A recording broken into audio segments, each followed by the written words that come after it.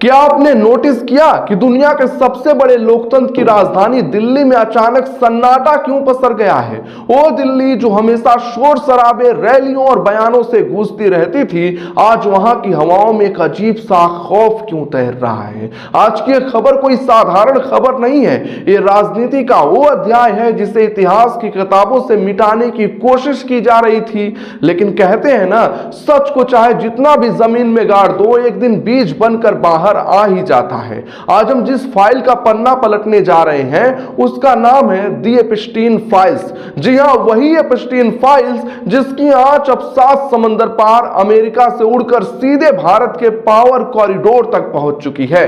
खबर सिर्फ इतनी नहीं है कि कुछ तस्वीरें सामने आई हैं, खबर यह है कि इन तस्वीरों के सामने आते ही मोदी सरकार के खेमे में हड़कंप मच गया है, कुर्सियां हिल रही हैं और सबसे बड़ा सवाल यह खड़ा हो गया है कि आखिर भारतीय जनता पार्टी के वो दिग्गज नेता कहां गायब हैं जो कल तक टीवी डिबेट्स में दहाड़ते थे।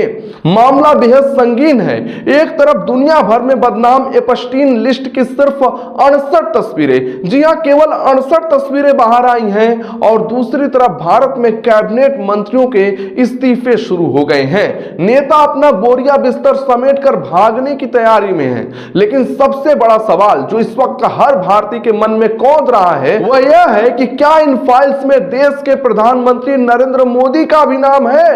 क्या वाकई प्रधानमंत्री मोदी पर इस्तीफे का दबाव इतना बढ़ गया है कि वो अब किसी भी वक्त सत्ता छोड़ सकते हैं? आज हम इन्हीं सवालों की गहराइयों में उतरेंगे और उन कड़ियों को जोड़ेंगे जो आपको मेन स्ट्रीम मीडिया कभी नहीं दिखाएगा।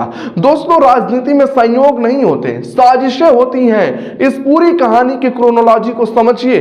कहानी की शुरुआत होती है एक ऐसे ट्वीट से जिसने भारतीय राजनीति में भूचाल ला दिया, और एक ट्वीट किसी विपक्ष के नेता ने नहीं बल्कि बीजेपी के अपने ही कद्दावर नेता, कानून के ज्ञाता और बेबाक वक्ता सुब्रमण्यम स्वामी ने किया था। सुब्रमण्यम स्वामी वो नाम है जिनके बारे में कहा जाता है कि अगर वो किसी के पीछे पड़ जाएं तो उसकी सत्ता हिलाकर रख देते हैं। नेशनल हेराल्ड केस हो या 2G घोटाला, स्वामी ने हमेशा बड़े बड़े दिग्गजों की नींद हराम की है। लेकिन इस बार स्वामी ने निशाना साधा सीधे प्रधानमंत्री पर। आपको याद है स्वामी ने क्या कहा था? मैं उनके शब्दों को यहां कोट करना चाहूंगा। सुब्रमण्यम स्वामी ने अपने ट्वीट में साफ तौर पर कहा था, प्रधानमंत्री मोदी दावा तो करते हैं कि वो ब्रह्मचारी हैं, लेकिन असल में वो एक बैचलर लाइफ जीते हैं। उनके कई अफेयर्स हैं और इन्हीं अफेयर्स की कुछ बेहद आपत्तिजनक तस्वीरें अमेरिका की एक एजेंसी के पास मौजूद है। यही वो वजह है जिसके चलते पीएम मोदी को डोनाल्ड ट्रंप के सामने बार बार समझौता करने के लिए मजबूर होना पड़ता है। जरा इन शब्दों के वजन को महसूस कीजिए। ये आरोप कोई आम आदमी नहीं लगा रहा, ये आरोप वो शख्स लगा रहा है जो दशकों से कैबिनेट मंत्री रहा है, जिसे सिस्टम की एक एक नस पता है। स्वामी ने यहां तक दावा कर दिया कि एप्स्टीन फाइल्स के इस काले चिट्ठे में सिर्फ पीएम मोदी ही नहीं बल्कि मौजूदा कैबिनेट मंत्री हरदीप सिंह पुरी का नाम भी शामिल है। अब जरा सोचिए, अगर सुब्रमण्यम स्वामी जैसे सीनियर लीडर की बातों में रत्ती भर भी झूठ होता तो क्या अब तक उन पर कार्रवाई नहीं हो गई होती? हालांकि वो बात अलग है कि अब धड़ाधड़ ट्वीट डिलीट हो रहे हैं। क्या उन्हें पार्टी से निष्कासित नहीं कर दिया गया होता?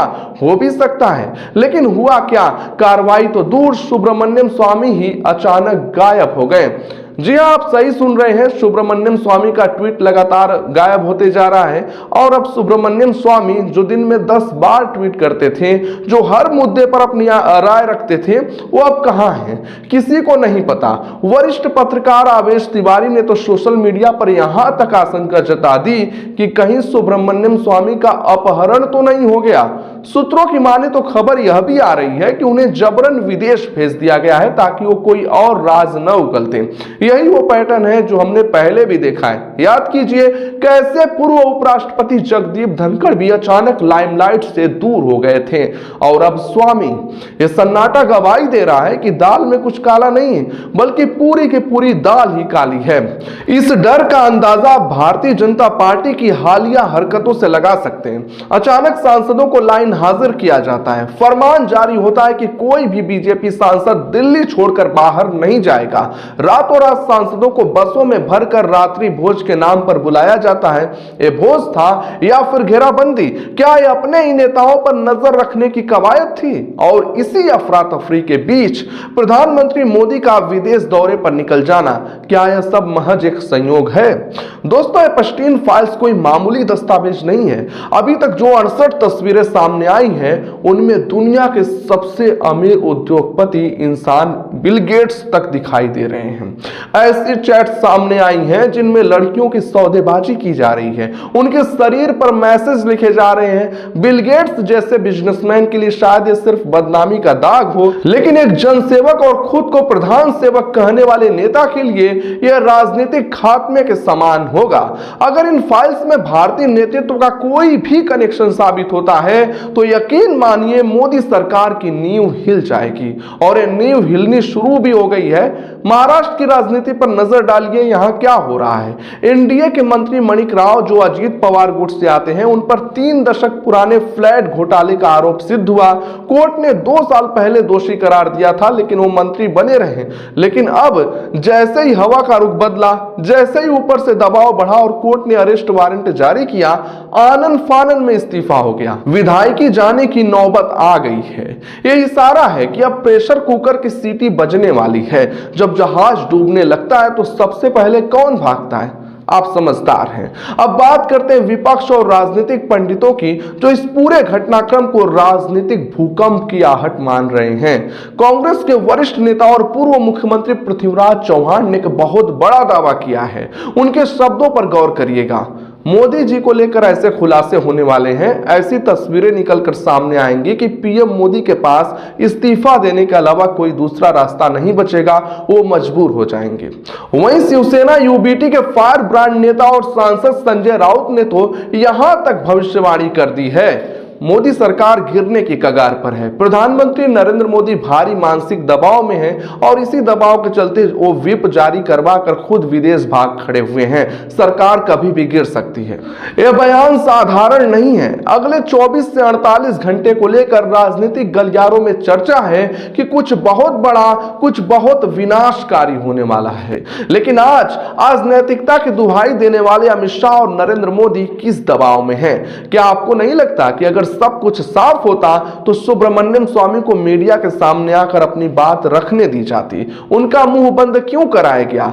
गठबंधन के साथियों में भी खलबली मची हुई है। एक तरफ चंद्रबाबू नायडू भड़के हुए नजर आ रहे हैं तो दूसरी तरफ जेडीयू के खेमे से आवाजें उठने लगी हैं। बिहार में मंत्री ने तो डंके की चोट पर कह दिया है कि अगले प्रधानमंत्री नीतीश कुमार होने वाले हैं।